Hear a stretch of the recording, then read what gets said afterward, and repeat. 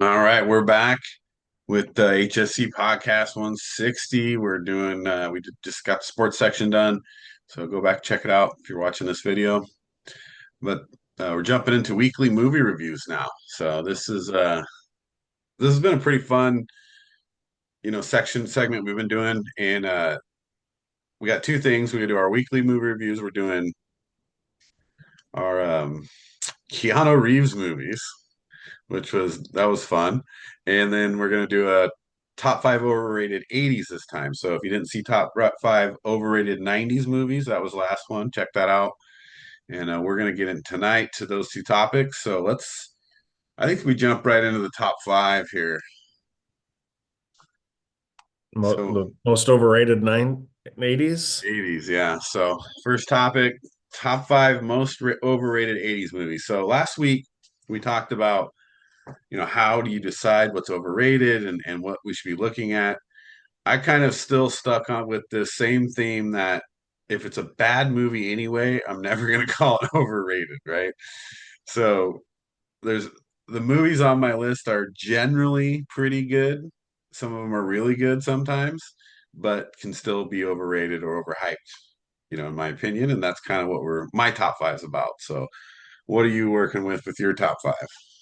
I don't know. My criteria, it was so hard to pick. I just picked five movies that had a lot of buzz and then just kind of fell flat. Okay. Yeah, we had a couple of those last week. All right. Well, let's start with number five here. I got so this is an interesting one. I threw this on the list. I don't know how good I bad or I feel about it, but number five, I got Superman 2. And it's not a horrible movie. It's Superman, it's a good movie. I was you expect a little bit more out of the second movie when you have that what I thought was a great movie. I love Superman 1. And so Superman 2 was supposed to be more exciting to me, and it wasn't. It's not a bad movie, but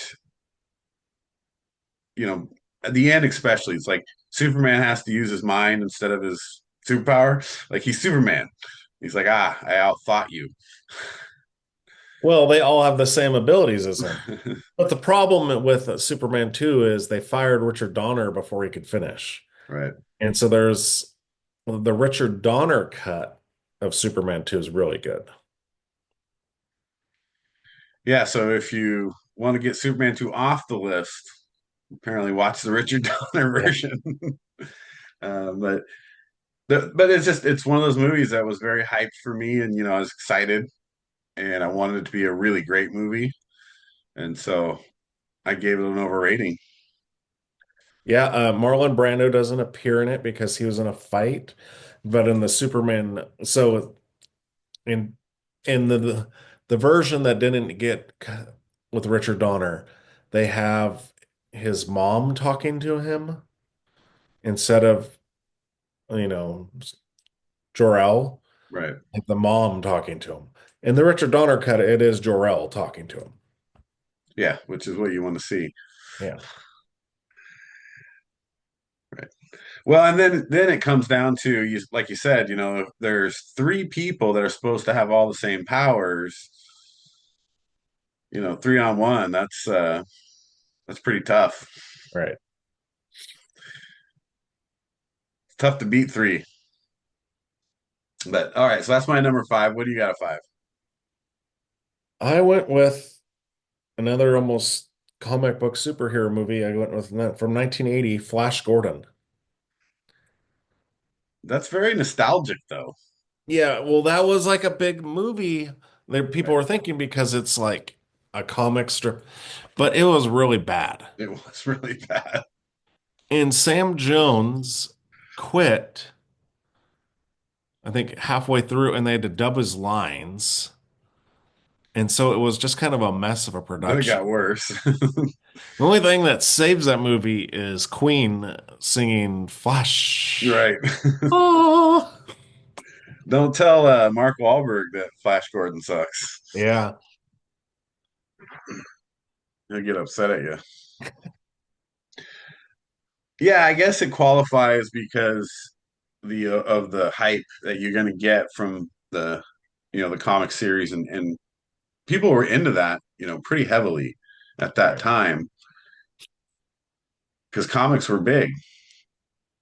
Look, I enjoy Flash Gordon, but it's not that great of a. I mean, I know watching it, this is like Oh a. no, it's horrible. It's bad with a good amount of hype, which makes it definitely hit the list. All right, what do you got at four? Another superhero movie. Jeez. This was directed by George Lucas, and that is Howard the Duck. Oh man, I've heard this one before tonight. Have you seen Howard the Duck? Oh yeah, many times. It was on a VHS I had 3 movies on it. Back to the Future was the first movie, and Howard the Duck was right after it. So I was watching it to watch Back to the Future, which I watched 100 times. So I probably watched Howard the Duck probably 50 times. Yeah. I mean, I actually own Howard the Duck too, so I'm not going to be saying a bunch of bad stuff, but it is a pretty bad movie. Oh, it's horrible. And then you got like almost you got interspecies Oh my relationships, gosh. and I guess I thought George Lucas. Well, it wasn't George Lucas. I thought it must have. Never mind, George Lucas. I am sorry. Yeah, I'm I'm sure taking he's everything watching. back. I I'm was sure wrong. he's watching. Yeah, it's I can't disagree with that one. I've seen it too many times to put it on my list because I know it's not a good movie. And my list, most of the movies are pretty good, except the one here I'm going to say next. But I definitely agree. Like it was hyped. What's her name? Leah Thompson. Leah Thompson. Yep. Tim Robbins is in it. All right.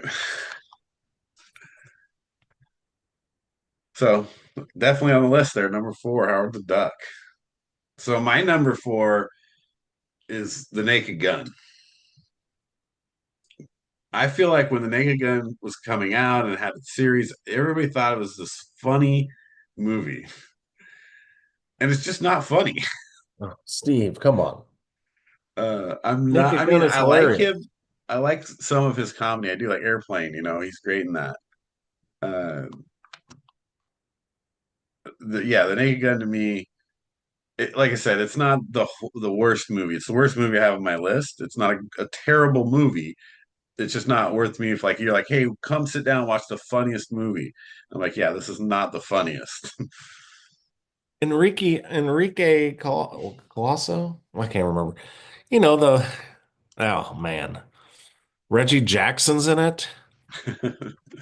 Oh, there's a ton of people in it, I'm and gonna there's a lot. assassinate the queen. Yeah, it's a lot of spoofing, and so the idea is good, and it's not a horrible movie, right? It's watchable for sure, but for the level of comedy that I'm hoping for, I'm just not getting it. For me, I do, like I said, I do like his airplane comedy a little bit more. So I had to throw Naked Gun on there because for me it was a very hyped movie. It was very popular back then, and a lot of people were watching it. A lot of adults because I was younger, and I'm like, "Why are you guys watching this? It's not that I don't funny." know, Steve. I don't know. Your list might really make me upset here, I think. So far, both movies are like, and I'm like, those movies are awesome. All right, well, let's see what you think about number three then. You're definitely not gonna like number two, but number three, I got Driving Miss Daisy, Yeah, I don't care about that. and it's not like it's an action movie, and there's like you know billboards of it. It's not superhero comic stuff, but it's like this time honored classic, and like it was popular then. Now it's still popular. It's got super high ratings, and it's just boring. And really, what's the story about? Like, come on. The last things I need to see is a black driver and a white rich old lady in the back of a car and drive them around. Like, Let's drive some more social division.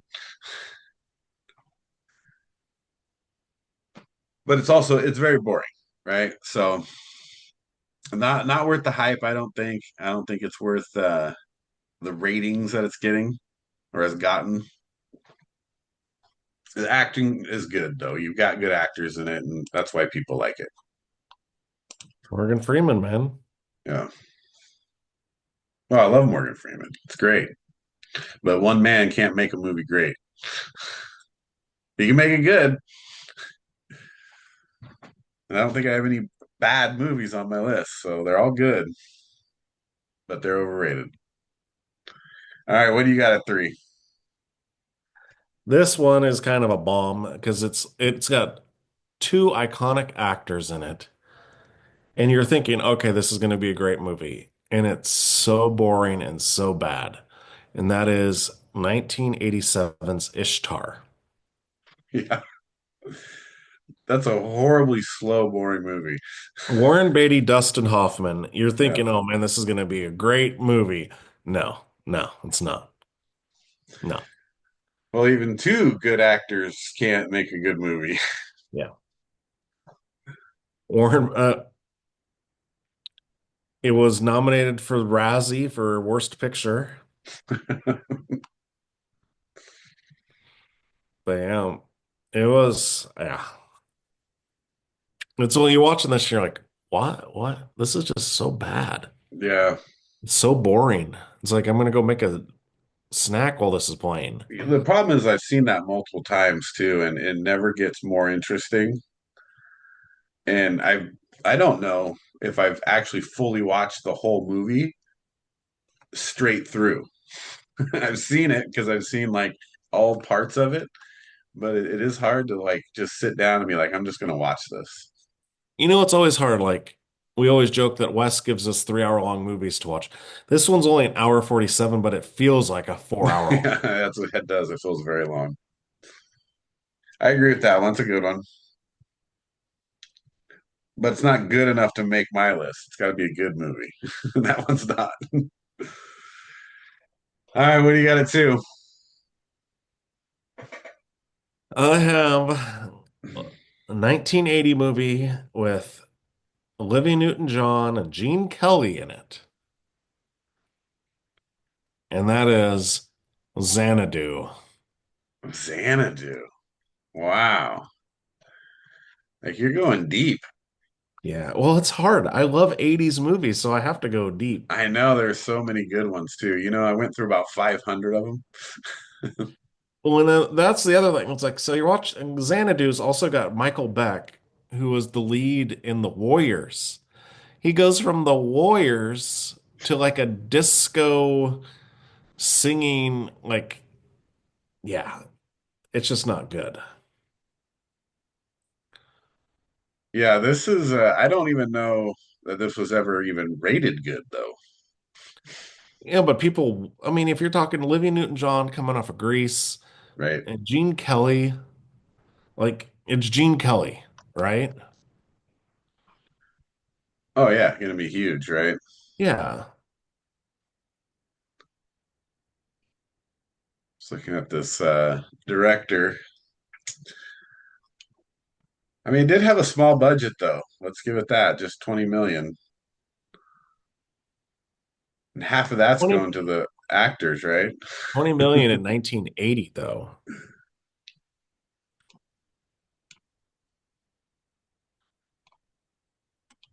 Yeah, Well, yeah, it made 2.7 million. right. I see that. Made 3 million over its time. That's not very good. Right. Xanadu. Xanadu was so bad it launched the Razzies Awards. How about that? That's pretty bad. Let's see. All right. Well, I don't know. I think Kevin Costner is going to think that I'm picking on him or something, but I got another Kevin Costner here at number two. Now, this is a good movie, right? So hopefully I don't get killed in the comments on this, but The Untouchables. Love the script. I love the idea. Lots of good acting in it. except one guy. And it's not like I hate his acting. I think there's stuff Costner is good in. I just did not buy him in the Elliot Ness role.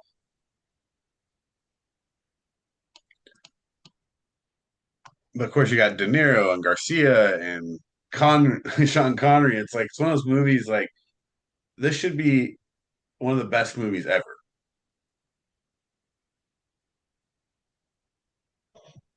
And I just it's not the best movie ever, and it should be with that cast for real. So I'm gonna have to give it overrated. Well, and I know it's not, but remember we talked about this because we watched Gangster Squad, and I was like, it's just an Untouchables ripoff. Yeah, I mean it's very similar, right? Yeah, you got the one guy trying to get the mob boss, then you got an old veteran guy there, and you got a young upstart kid, good looking guy, and then you got the nerdy guy that figures out a way to stop him. Yeah, and it's really you think about it, it's like it's based on a true story, and I just want to see more. Well, also with the nerdy guy that figures it out gets killed. Right? Oh, happens in Untouchable. The old wise veteran guy gets killed. Oh, that happens in Untouchable. Yeah, it's very very similar movies, right? No, but get the baby scene. Come on, man. Yeah, right, right. Well, the whole dude, when they killed the two guys and they kind of jump them, whatever you want to call it. That whole scene's messed up too. Or Connery though, man. Connery in that movie is so good. Yeah, Connery does a good job. And again, still a good, really good movie. This is well, probably I have all good movies on here, but it is a good movie. I just again I expect more. I don't think this was Kevin Costner's best role. And you You have send your men to literally the hospital, you send them to the morgue. That's the Chicago way. it's the Chicago. That's what I'm saying though is you have that cast, you have the storyline, you have everything to be what should be one of the greatest movies ever made. And if you didn't get there, you're overrated. So that's my number two. Man, everybody's gonna really hate my number one. So number one, Tom Cruise. I don't know if I've had him on my list yet, but Born on the Fourth of July. And I've seen this movie quite a few times. And I've always liked Tom Cruise, right? I'm a big fan. Even when he was younger, he probably would play this role better now. Like if we knew he was never going to age, we could have played it when he got a little bit older and could play the role a little better because he still looks like he's 20. But the guy has done a great job, great career. And this one, I didn't buy into him as much in the role as I'd like to for this deep of a movie. This movie has got so many layers to it, and the story is amazing. And I wish the acting portrayed better how good the story and the movie is. People still love it though, and it has a very high rating. And a lot of these movies I chose have high ratings, but some of them have holes. And for this is why this is my number one. The biggest hole is could have matched a lot of the cast better, specifically the star. Yeah, I could see that. I mean, it is Oliver Stone, and so that's you got to have a Yep. certain taste for him. And it's about Vietnam, which he's got three movies about. Um, yeah, I mean, I haven't seen that in a long time, so I can't really say too much about it. I just remember it felt long.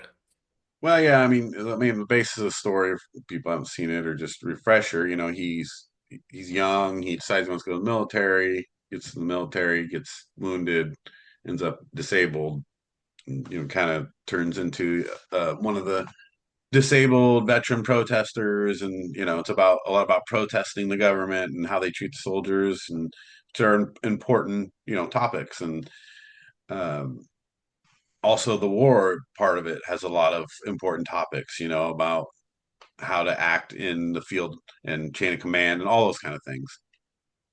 And then of course the beginning of the movie where it's like him getting hyped to go to the Marines and fights with his dad about it. It's the story's pretty typical, but it's real. It's a important message, and I think that's a could have been a movie that would have went down in history had the acting been, or the cast maybe in general, been more on point.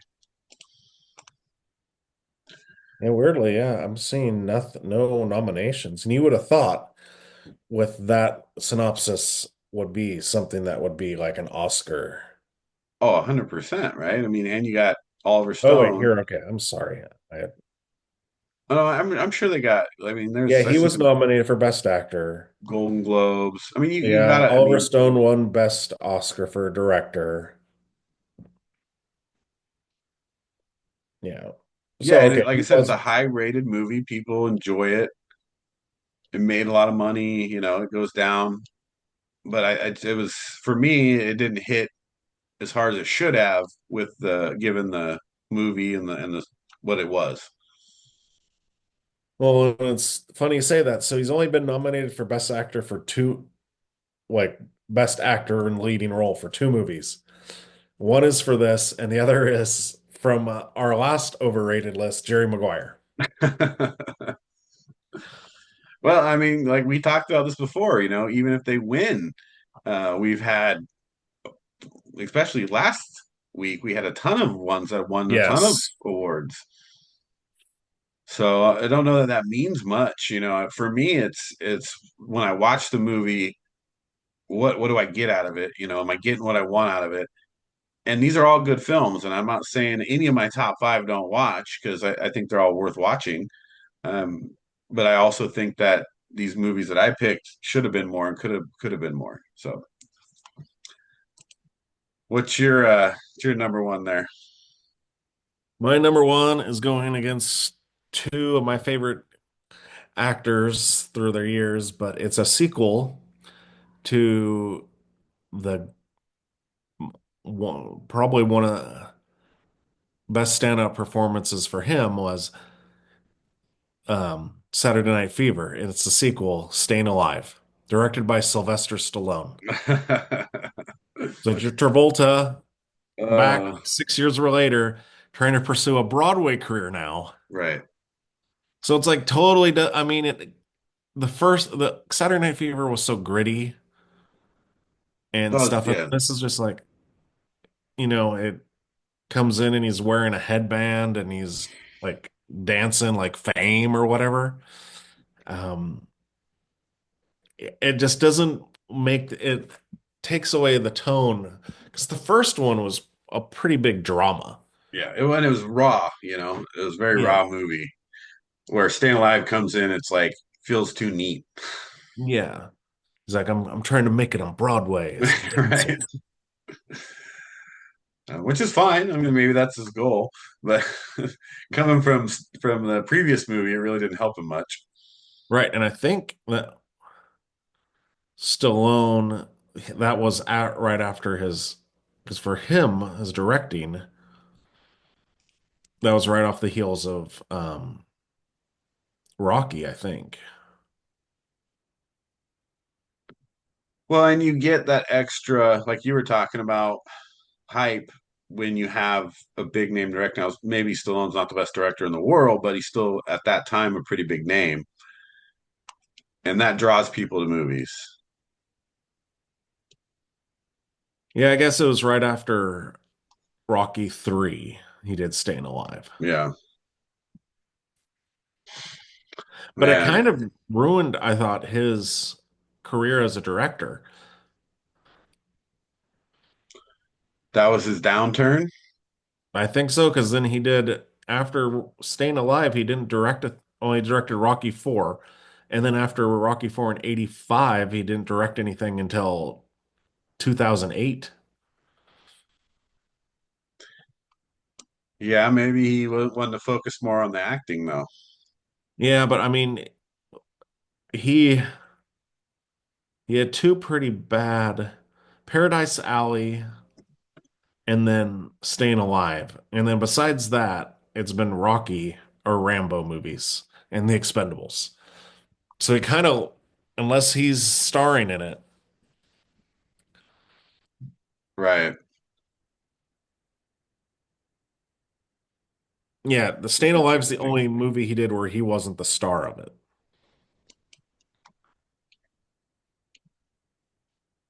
They're talking about Stallone here, just like his ups and downs. So he's had a lot of them acting and directing. Yeah. That's interesting. I mean, it's not the worst movie in the world, but it's definitely not one Compared to Saturday Night Fever. right. It is kind of hard to be the sequel, right? Yeah. But it went Sometimes so far away from the original. You know what I it mean? wasn't even close to the same. Yeah. No, I get it. Yeah, and that's a good. It's right there. I mean, there's so many that you could pick. I definitely could put that on the list for sure. I don't It's know. kind of crazy this just going through like how many good movies there were in the 80's, just how many total first of all, but then you start looking through them and for the number that they have, there's a lot of good ones. Right, because I like you, I was researching, top 10 to get my ideas, and I was getting mad.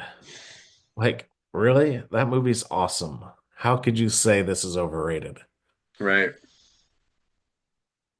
Well, that's why I eventually just said, okay, now I gotta just look at good movies and figure out of the good movies, which was a bunch, which how I could work my list out. And yeah, it's an interesting list. So let's give our list real quick, and then we'll jump into movie reviews. So top five overrated '80s movies, HSC Podcast 160. I have number five, Superman 2. Number four, The Naked Gun. Number three, Driving Miss Daisy. Number two, The Untouchables, and number one, Born on the 4th of July. What do you And I got? have number five, Flash Gordon, number four, Howard the Duck, number three, Ishtar, number two, Xanadu, and number one, Staying Alive. Radically different lists. Yeah. Yeah. Which is weird because usually we kind of have the same mind on some of these Yeah, well, we were different because of the thought process. criteria. Because all of your movies are bad. There's not a good movie on that list. Well, I took it from the last time you had movies that were like Waterworld and stuff that were bad, but were hyped. Yeah, that was it was just a different way to attack the list that I was looking at. So, all right, good list there. So we got also weekly movie review. So if you guys haven't watched before, we pick out an actor usually, or sometimes it's a theme like James Bond. Um, Review a few movies, give our thoughts on it, and then usually it's three. So see if we can make it through all three today. And this week we are doing Keanu Reeves movies. And we picked some interesting movies. When you think about Keanu Reeves and his career, you would thought there would be different movies that we picked, but I I think don't we know. all went. I kind of guessed that these are going to be the three movies when you said Keanu Reeves. Well, we'll start with Wes's movie since he's not here.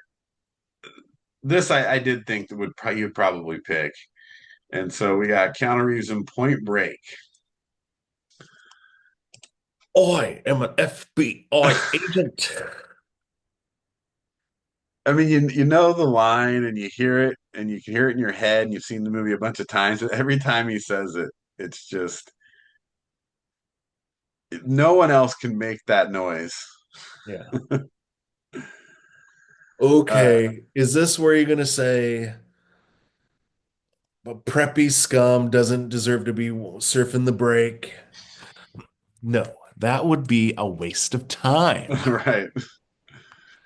We're just gonna mess you up. Yeah.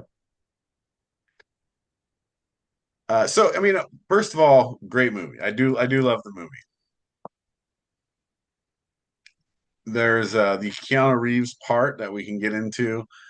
Um, but talk about what's good about this movie. Like Patrick Swayze does really good, great. I even like Gary Busey in this movie. I think this is one of his best movies by far. And then you got a great director in Catherine Bigelow who really captures the story, within what she has for a cast. And there's a lot of those points in the movie where you're like, it's not the best acting, but it's really encompassing what not only the movie's about, but where it's trying to get you as far as how you're thinking and feeling about how it's going to end. Because you really have to be into the movie to really appreciate the ending. So one of my goods. What's good for you about the movie? Oh, like for me, like it's so quotable. There's so much. Like, yeah, like you said, Gary Busey had so many lines in it, and I mean, it was, and for me, and I know people will say Ghost, and some people will say Roadhouse, or Dirty Dancing. But for me, Point Break is Patrick Swayze's movie. He is the embodiment of Bodhi, and he like gives the whole philosophy of the surf, and but then it's also you feel like he's like this Zen guy, but also he's a little irritated, has a chip on his shoulder that like Lori Petty chooses Keanu Reeves over him. Right. He's like, I can't believe she chose you over me. He does a good job hiding it, but you know it's Yes. there. He starts to unwind at the end once he Right. finds out Keanu Reeves. Yeah. So it's kind of cool, yeah, because at the beginning he's like this Zen guy and everything, and then he starts to unravel towards the end.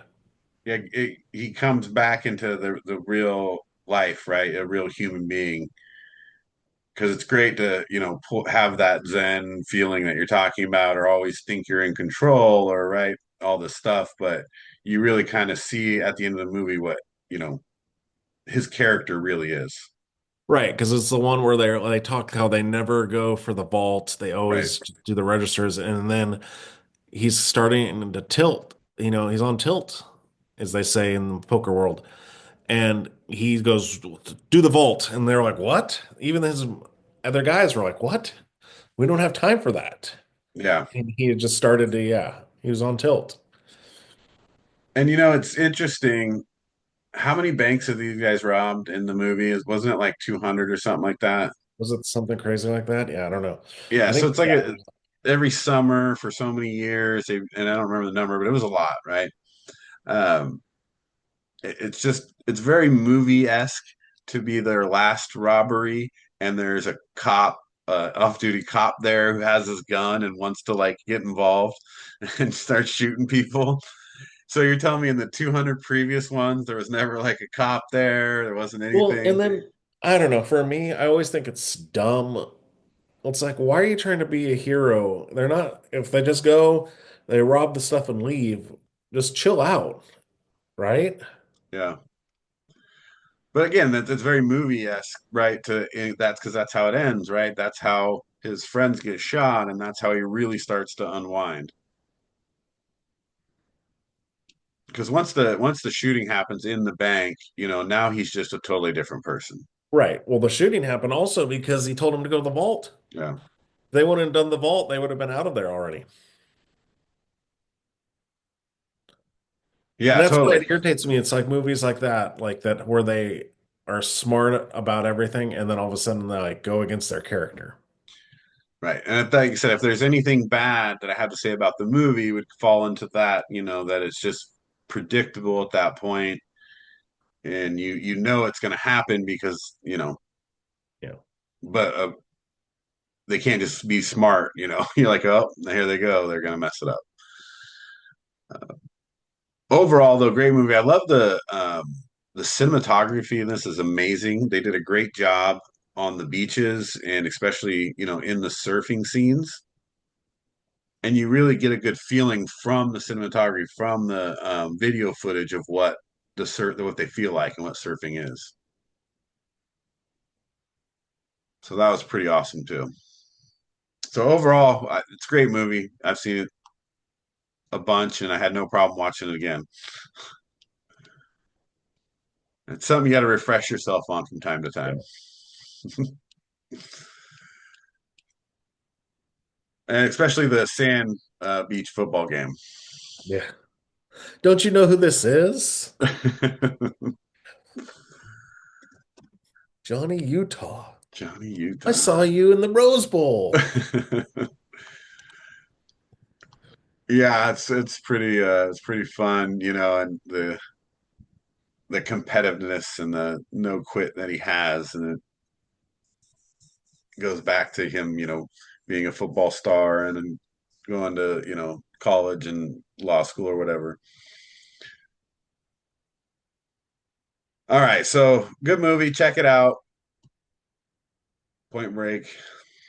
Let's move to your movie here. Bill and Excellent. Ted's Excellent Adventure, 1989. Well, this is the movie that got Keanu Reeves on the map, right?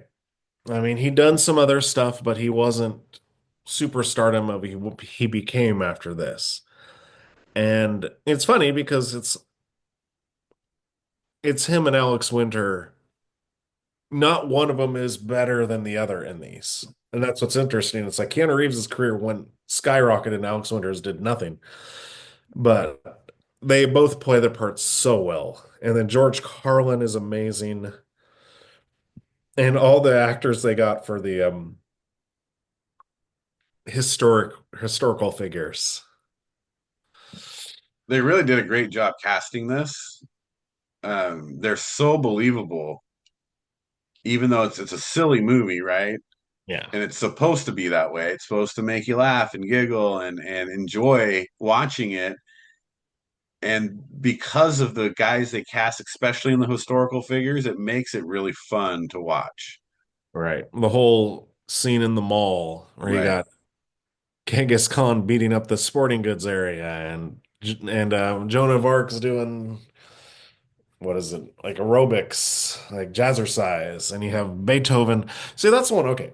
So, Steve, you're in sales. You've been in sales your whole life, right? Yeah.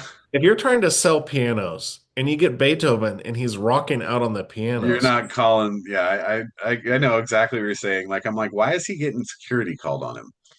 yeah, because he's getting all this attention to him. Now Right. that's like, whoa, great. Now, hey, you guys want to sound like him? Buy these Yeah. things. Yeah, you're gonna sell a million keyboards after that. Yeah, No, that I actually thought the same thing, you know, when you're watching, like, because you see what some of them are getting arrested for, obviously. right. Like Genghis Khan beating up all the. Yeah, then he starts beating up the guys.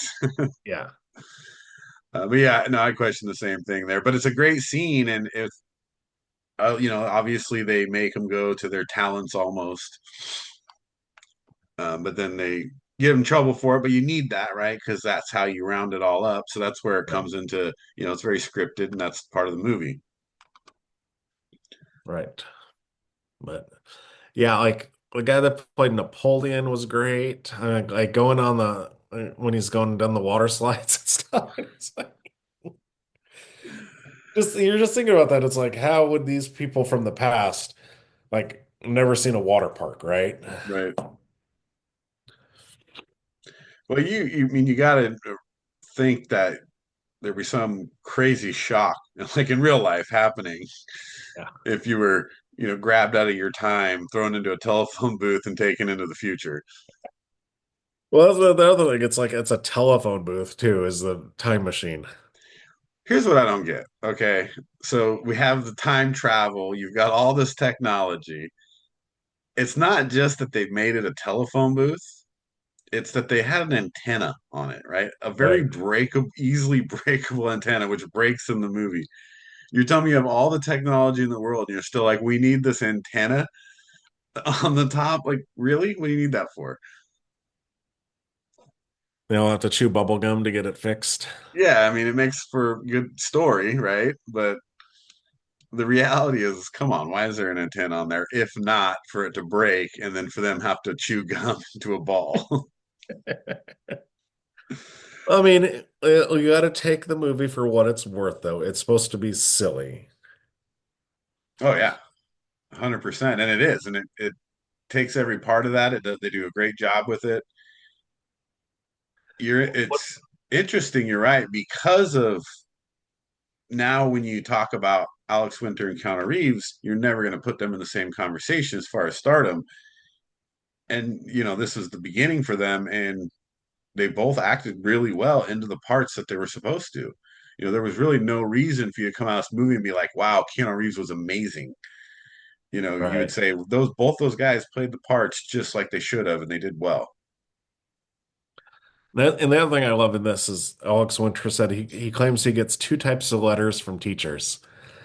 Positive ones from history teachers and negative from English teachers. Because think about Bill and Ted's Excellent Adventure. How much slang do kids Right. talk? I mean, back then or whenever.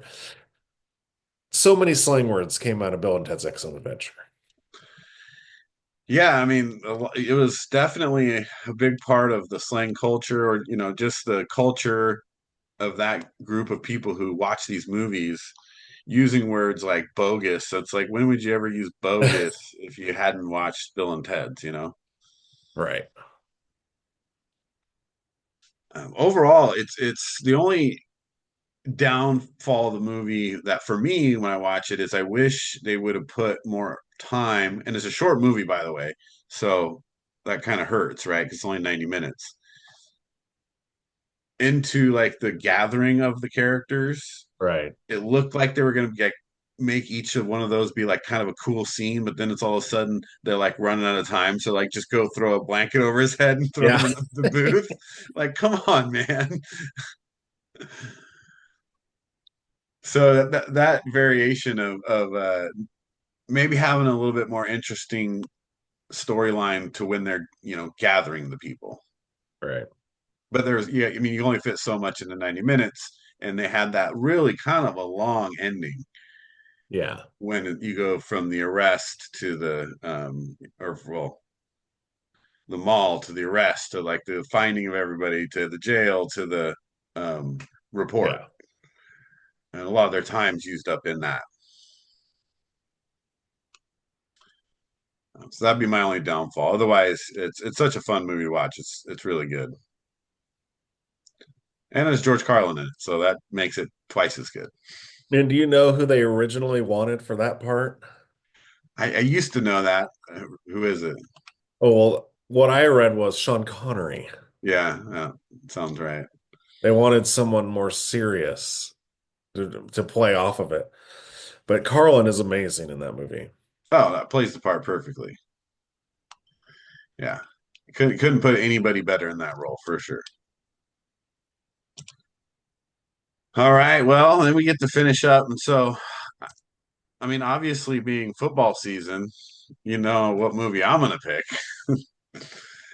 It's also I got really a soft spot in my heart for this movie, and it's The Replacements, 2000 sports comedy film. Keanu Reeves and Gene Hackman, man. There's a lot of other good people, but I'm just gonna say the for what this movie is, the acting job between the two of them was really solid, and that's one of my favorite parts about this movie because that player coach um, relationship that they have to make this movie work. I think the two of them did a really good job establishing it and really owning it to where it was very believable. So I really enjoyed that duo and that part of this movie. So that's one reason I really love it. Now, it's a football movie, so it's fun, right? And now they're making it like less serious, but with some actual plot to it, right? So it's not just a joke. They're talking about teams go on strike. They have to bring in replacement players. Um, Hackman has this great idea of this list of these players that he knows about who are actually good. It's just they didn't get their chance or got hurt or all these other things. And so now you've got a pretty good team that they're fielding, you know.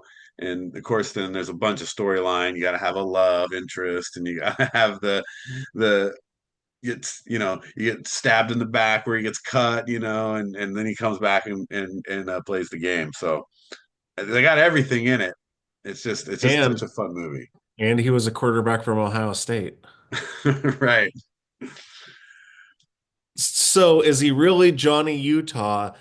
But now they changed his name so then he could play football again. Yeah, he used to be. That's right. He's in FBI witness relocation. Right. But they're like, oh, they both played for Ohio State. They had to put him in relocation after Well, he took down Bodie. here's the one that like, and this is more like the irony of it, because this is what the movie's great, but I always think of this because of like at what happened. So you have the scene where you have John Favreau who's the cop, right? And then you have Wilkins the from jail, right? Yeah, Wilkinson. Guy who plays Wilkinson, Michael Jace, is in jail for murdering his wife now. He's his life in prison. Jeez. Who would guess that? Yeah. So it's like, wow. He really got typecast. Yeah. His typecast fell over into real life. Right. But I think what wasn't, I'm pretty sure the replacements is supposed to be like trying to be like the Redskins Yeah, after the yeah. strike season. Yeah, I mean it's Washington and the Redskins had, they even talk about the Doug Williams, Jay Schrader thing with Falco and Martell. Yeah. And I mean, that was the thing is the Redskins that year of the strike and they won the Super Bowl. Yeah, And it was because of the scabs that they had the best record in the NFL that year. So it right. helped them to win the Super Bowl. Yeah, I mean they just got the best players, Yeah. to fill in, right? And that's it's kind of funny because I like how they have all the different personalities that they brought in. He's talked about John Favreau, but he just killed that role. I mean, he looked crazy. You thought he was crazy. He did everything he needed to do to really capture that role. Well, and one that cracks me up now just thinking about it because when you watch a movie and you're like, okay, but then you like someone is in another show and you don't put two and two together and then you watch the movie again. The deaf tight end Yeah, is from The Office. right, right. Yeah, he plays in the warehouse guy in Yeah, the he's office. Pam's fiance. Right. I Yeah, also roll. like that storyline though in this movie, which because especially a guy playing tight end with all those tools, he's fast, he can catch. It's just so believable that there's probably a guy out there like that. Right. David Denman. Yeah, he was Roy on The Office, but so there's believable parts about it, that makes you buy into the story Right. and the storyline. And hey, this looks like it could happen. You got an ex quarterback who has a great arm and was a really really good player. Just got put in bad situations or whatnot. So it's a lot of believable to it. Then there's a lot of fun to it, right? The cheerleaders and then the storylines between the individual characters, Like the that. the bookie, and the kicker. Yeah, well, I was thinking of when the striking players tipped over Falco's truck and then Right. like Phase on Love and stuff comes out with the guns. Yeah, with the guns. Yeah, that's it's so there's a lot of great parts. The only bad thing about it, and you have to, it's missable by so many fans and stuff, and we've mentioned this in other movies. It's worse than some other, but it's when they're doing the cinematography or they're doing the scenes. It's like they're on the 2 yard line in the outer scene, but they come back and they're on the 40, and you or like somebody catches or makes a tackle and the person's the wrong color, things like that. Yeah. There's still always a lot of those mistakes in these types of movies. And us being people that played football and watched it so much, that is a little thing that irks us a little bit, Right, you know. because you're like they're hiking it from the 30, yet you got them on the 5 when it Yeah. zooms in. Yeah, I So think what was it one watching Wildcats and it was like that's the same they used the same reel like three times on right. plays. Yeah, that was even worse. That's much lower budget. This is 2000, dude. Yes, that's true. They unfortunately didn't make any money, but they it's a fun movie. It's worth the watch for me. I actually like the female lead. Is that Brooke Langston? Yeah. I think she does a very good job in her role in that movie. Very believable in the sense of when she's talking about football and just her life and everything. She played a very believable role.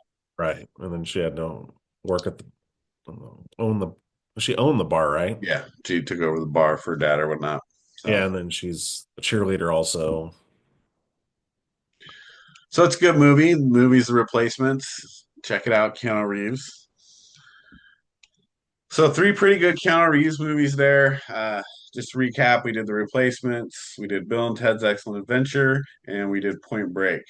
Um, all three good. If I got to give the first top one to watch, has got to be Point Break. I guess depending on who you are, it might be Bill and Ted's because that's just a fun movie. But Point Break's just a good movie. It's like really good. All right. Any final But thoughts is on? it but is it most excellent? Is it most excellent? Oh man, so many good ones in that. It was fun to watch though. So if you haven't seen Bill and Ted, it's definitely worth the watch. Party on, dude. People say that a lot. All right, well, we'll wrap Keanu Reeves there. Any final Keanu Reeves thoughts there on those three movies? No, I mean, we went younger Keanu Reeves before, I think Replacements was after the Matrix, but once he hit the Matrix, then I mean, Speed, those were still earlier, but he's coming now. Everyone just thinks of him as John Wick. Right. I mean, he's had a lot of great career. You would expect us to have The Matrix or John Wick or you Right. know, Speed. I mean, there's a lot of movies out there. Lake House. No, it's not a good movie. My Sorry, Own Keanu. Private Idaho. Yeah, Thumbsuckers. Find that one. Oh, here's one. Have you ever seen Freaked? No, I mean I may have. It doesn't not off It's the top. Alex Winter movie, but Oh, Keanu Reeves plays like a dog-faced boy or something, and it's I'll just say it's very ridiculous. That one's a ridiculous movie. It's got Randy Quaid in it. Um, yeah, well it's now we know what happened to Alex Winter. yeah, Yeah, there's the funniest line in Entourage, the series, or Jerry Piven plays an agent. He's talking about the guy he's working with. He's like, yeah, just like when he said, "I'll take Ted, you take or I'll take Bill, you take the other guy," and I ended up with Ted, and he got Keanu Reeves. I think it's the funniest line because that's because really you look at that's what happened, right? One of them went to just really crazy stardom. yeah, When you think about what his career and where he is right now and all the big stuff he's done, especially just Matrix and John Wick, that's crazy. Those are huge. There probably will never. I don't know.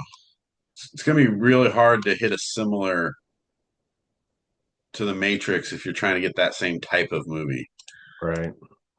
No, I mean, oh gosh, the first Matrix.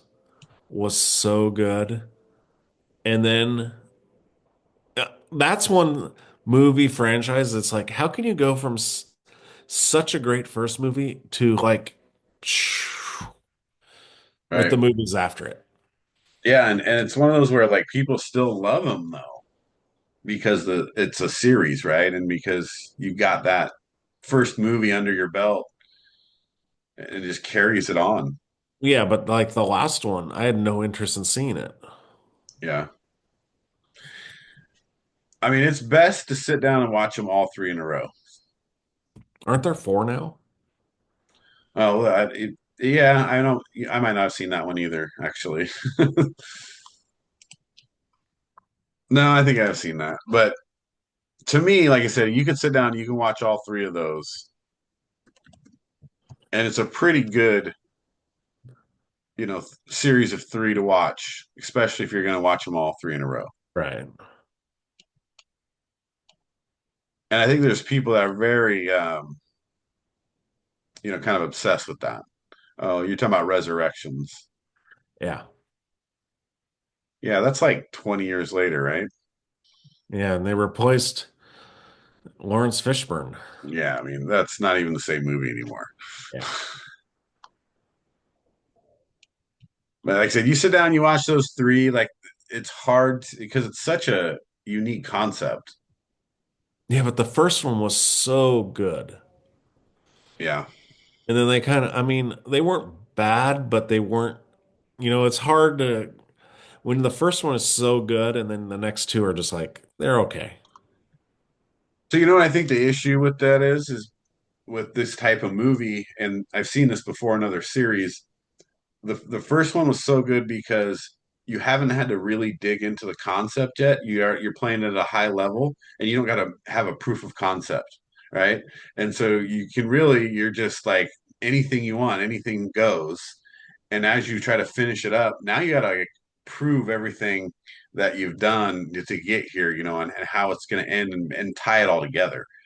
Um, there's series like that happens all the time where like the first couple seasons are good, and now as you go into your back half of your seasons, or you're going to end in 6 or 10 or whatever, you don't know how to wrap it up. You don't know how to like finish, Right. that concept. And it's a hard one with the Matrix because what's the real answer? Like nobody knows. Like we're really just making it up, right? But it's real easy to say we live in a simulation and you can do all these things and here's this cool movie, right? But now Right. tell how that works. Right. So that's my thought process on that one. Still love it though. But yeah, you're right. The originals heads and shoulders above. It's not even close. But still, let's you know tip the hat to Keanu Reeves. Yep. Three good reviews. Lots of good movies out there, and wasn't disappointed at all with this week. So next week, for people still listening here, we'll try to do something with movies, but we're going heavy into football, right? So we're gonna have talk about division winners. Then the following weeks, we're gonna start with our weekly picks. So you want to be following that. Make sure you subscribe. You get the weekly NFL picks, and then with the popularity, we'll still throw some movie stuff in. We gotta Yeah. gotta keep it going a little bit. All right. Well, thanks for listening. We'll see you next time.